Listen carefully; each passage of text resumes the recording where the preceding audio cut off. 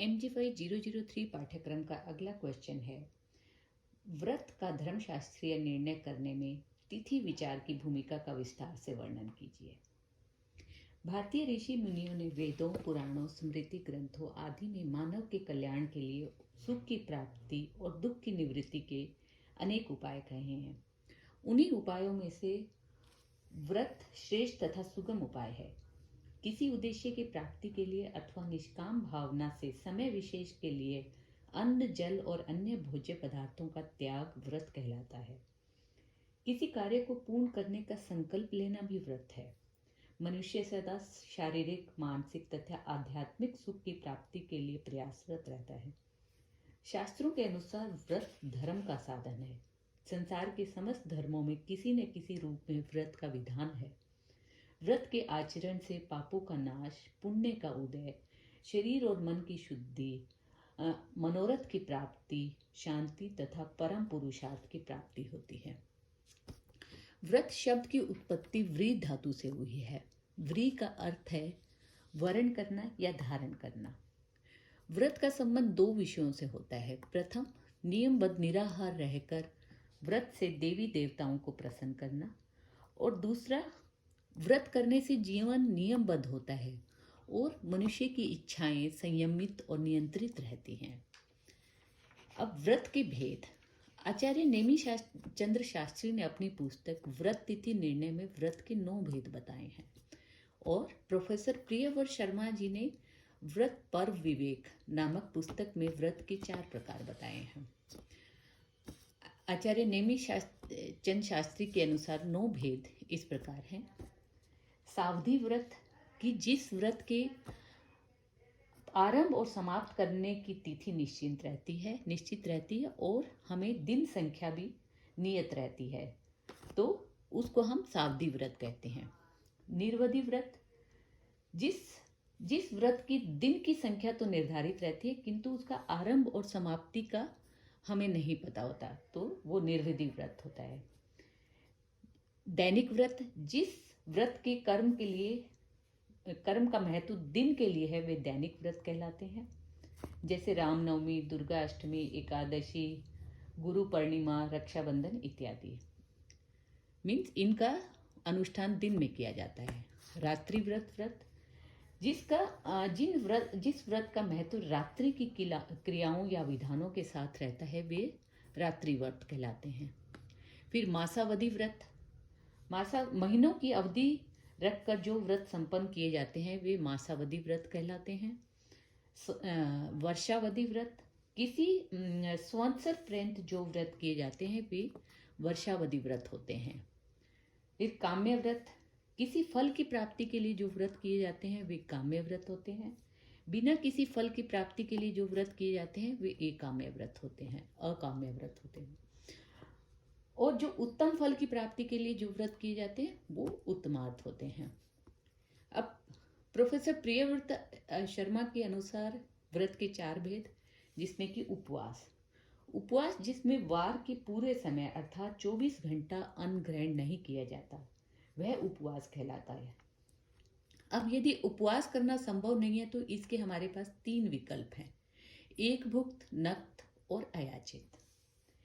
एक भुक्त व्रत में दिन में एक बार मध्याह्न के अंतिम में भोजन ग्रहण करना एक भुक्त व्रत कहलाता है, परंतु इसमें भी पूरा भोजन नहीं किया जाता। शास्त्रों के अनुसार मुनि को 8 ग्रास, वानप्रस्थी को 16 ग्रास और गृहस्थी को 32 ग्रास ही ग्रहण करने चाहिए। मीन्स जो एक भुक्त व्रत है, जिसमें भोजन जो है शरीर की रक्षा के लिए होता है, उदर पूर्ति के लिए नहीं होता। फिर आते हैं नक्त व्रत में, इस व्रत में व्रत के दिन प्रदोष काल में सूर्यास्त के 1 मुहूर्त बाद भोजन करना चाहिए। अब विधवा और अपुत्र विधुरों के लिए सूर्यास्त के बाद भोजन करना निषेध होता है, तो वो लोग सूर्यास्त से 1 मुहूर्त पहले भोजन कर सकते हैं। अयाचित व्रत, इस व्रत में व्रत के दिन व्रतकर्ता को वही भोजन करने का अधिकार है जो किसी अन्य व्यक्ति ने उसे बिना मांगे दिया हो। इस भोजन के काल के बारे में शास्त्रों में कोई स्पष्ट निर्देश नहीं प्राप्त होता। अब हम व्रत में तिथि विचार के बारे में जानेंगे। प्रोफेसर नेमीचंद शास्त्री के अनुसार प्रातःकाल सूर्योदय के पश्चात 3 मुहूर्त रहने वाली जिस तिथि को पाकर सूर्य अस्त होता है, धर्मादि कार्यों में वही तिथि पूर्ण मानी जाती है। इस प्रकार उदय काल के उपरांत कम से कम 3 मुहूर्त मीन्स 5 घटी और 36 पल कम से कम रहने पर ही व्रत माना जाता है। इसी प्रकार व्रत वाली तिथि के सूर्योदय से 3 मुहूर्त पहले रहने पर रात्रि व्रत के लिए वह मानी जाती है। अब यदि एक तिथि 2 दिन तक रहे तो ऐसी स्थिति में क्या करना चाहिए? धर्मशास्त्र में उसका निर्णय शुभ तिथियों के जोड़े के आधार पर किया गया है।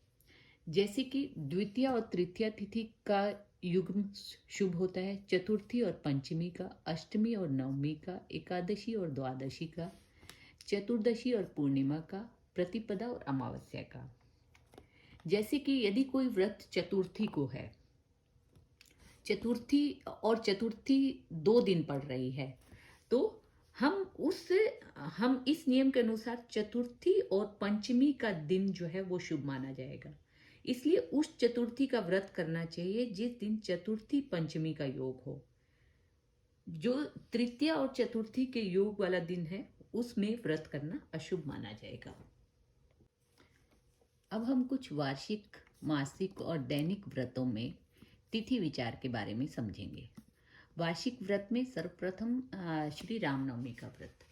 चैत्र शुक्ल पक्ष की नवमी तिथि को भगवान श्री राम के जन्म के उपलक्ष्य में इस व्रत का अनुष्ठान किया जाता है। श्री रामचंद्र का जन्म मध्याह्न व्यापिनी चैत्र शुक्ल नवमी को हुआ था, इसलिए यह व्रत मध्याह्न व्यापिनी मीन्स दोपहर बाद वाली चैत्र शुक्ल की नवमी को किया जाता है। धर्म सिंधु के अनुसार यदि नवमी 2 दिन दोपहर बाद हो तो दोनों ही दिन मध्याह्न पर्यंत न रहे तो दूसरे दिन मध्याह्न व्यापक नवमी वाले दिन व्रत करना चाहिए। अगला एग्जाम्पल हम जन्माष्टमी व्रत का लेते हैं। श्री कृष्ण जन्माष्टमी व्रत सम्राट और वैष्णवों का एक महत्वपूर्ण व्रत है। यहाँ सम्राट संप्रदाय से अर्थ गृहस्थों से है और वैष्णव संप्रदाय से अर्थ सन्यासियों से है। पुराणों के अनुसार भाद्रपद की कृष्ण अष्टमी के दिन अर्धरात्रि में जब चंद्रमा रोहिणी नक्षत्र में था तब माता देवकी ने श्री कृष्ण को जन्म दिया था। अतः इसी तिथि काल आदि के योग में विधिवत उपवास रखकर उनकी पूजा करनी चाहिए।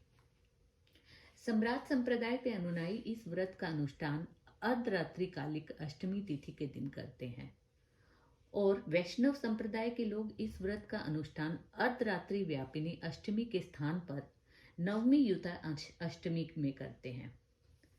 अब प्रोफेसर प्रियव्रत शर्मा जी ने व्रत पर विवेक नामक पुस्तक में सम्राट संप्रदाय के अनुसार अष्टमी की विभिन्न स्थितियों में जन्माष्टमी व्रत का निर्णय इस प्रकार दिया है।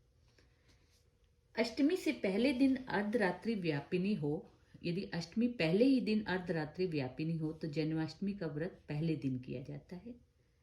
अष्टमी केवल दूसरे दिन ही अर्धरात्रि व्यापिनी हो तो जन्माष्टमी का व्रत दूसरे दिन किया जाता है। अष्टमी दोनों दिन अर्धरात्रि व्यापिनी हो और अर्धरात्रि में दोनों दिन रोहिणी नक्षत्र का योग न हो तो जन्माष्टमी का व्रत दूसरे दिन किया जाएगा। अब अष्टमी तिथि दोनों दिन अर्धरात्रि व्यापिनी हो और अर्धरात्रि में रोहिणी का योग एक ही दिन हो तो जन्माष्टमी का व्रत रोहिणी योग वाले दिन किया जाएगा। अब अगली कंडीशन है कि दोनों दिन अर्धरात्रि व्यापिनी अष्टमी हो और दोनों दिन अर्धरात्रि में रोहिणी का योग हो तो जन्माष्टमी का व्रत दूसरे दिन किया जाएगा। अगला हम महाशिवरात्रि व्रत के बारे में जानते हैं। फाल्गुन मास के कृष्ण पक्ष की चतुर्दशी तिथि महाशिवरात्रि के रूप में मनाई जाती है। मध्य रात्रि में मनाए जाने वाला यह व्रत हिंदुओं का महत्वपूर्ण व्रत है। इस दिन चतुर्दशी तिथि रात्रि के मध्य अर्थात अष्टम मुहूर्त में, जैसा कि हमने पहले बताया कि रात्रि में 15 मुहूर्त होते हैं और मध्य रात्रि का मुहूर्त 8वां मुहूर्त हुआ, तो चतुर्दशी तिथि रात्रि के मध्य अर्थात अष्टम मुहूर्त में अवश्य होनी चाहिए। प्रोफेसर प्रियव्रत शर्मा ने व्रत पर्व विवेक नामक ग्रंथ में चतुर्दशी की अलग अलग स्थितियों में इस व्रत का निर्णय इस प्रकार लिया है। चतुर्दशी पहले ही दिन निशित व्यापिनी मतलब रात में हो तो व्रत पहले दिन करना चाहिए। चतुर्दशी तिथि दूसरे ही दिन रात निशित व्यापिनी हो तो व्रत को दूसरे दिन करना चाहिए। चतुर्दशी दोनों दिन निशित व्यापिनी हो तो व्रत दूसरे दिन नहीं, चतुर्दशी दोनों दिन निशित व्यापिनी न हो तो व्रत को दूसरे दिन किया जाता है। चतुर्दशी दोनों दिन निशित को पूरी तरह या आंशिक रूप से व्याप्त करे तो व्रत को दूसरे दिन किया जाता है। अब चतुर्दशी तिथि दूसरे दिन निशित के एक भाग को और पहले दिन संपूर्ण भाग को व्याप्त करे तो व्रत पहले दिन करेंगे। अब चतुर्दशी तिथि पहले दिन निशित के एक भाग को और दूसरे दिन संपूर्ण भाग को व्याप्त करे तो व्रत को दूसरे दिन किया जाएगा। मासिक और दैनिक व्रत के संदर्भ में हम सबसे पहले गणेश चतुर्थी व्रत के बारे में देखेंगे कि यह व्रत प्रत्येक मास के कृष्ण पक्ष के चंद्रोदय व्यापिनी चतुर्थी तिथि में किया जाता है। अब यदि चतुर्थी दोनों दिन चंद्रोदय व्यापिनी हो तो पहले दिन तृतीया युक्त तिथि में किया जाता है। यदि चतुर्थी दोनों दिन चंद्रोदय व्यापिनी न हो तो व्रत को पूर्व विदा चतुर्थी के दिन ही करने का विधान है। पूर्णिमा व्रत प्रत्येक मास के शुक्ल पक्ष की पूर्णिमा में मासिक पूर्णिमा व्रत किया जाता है। इस व्रत का अनुष्ठान उदय व्यापिनी पूर्णिमा में किया जाता है। यदि पूर्णिमा दोनों दिन उदय व्यापिनी हो तो यह व्रत पहले दिन किया जाता है। यदि पूर्णिमा का क्षय हो तो इस व्रत को उसी दिन किया जाता है जिस दिन पूर्णिमा प्रारंभ और समाप्त हो रही है। इस व्रत का स्नान दान जप आदि के लिए विशेष महत्व माना जाता है। अमावस्या व्रत प्रत्येक मास की उदय व्यापिनी अमावस्या को स्नान दान जप व्रत आदि के लिए महत्वपूर्ण पर्व कहा गया है। अमावस्या की वृद्धि में पहले दिन तथा क्षय में उसी दिन इस व्रत का आचरण किया जाता है। सोमवती और भौमवती अमावस्या का शास्त्रों में स्नान दान जप आदि के लिए विशेष महत्व में वर्णित है। व्रत के अनुष्ठान के प्रारंभ से कितने वर्ष के पश्चात तक व्रत का उद्यापन करना चाहिए इसका वर्णन भी शास्त्रों में किया गया है। धन्यवाद।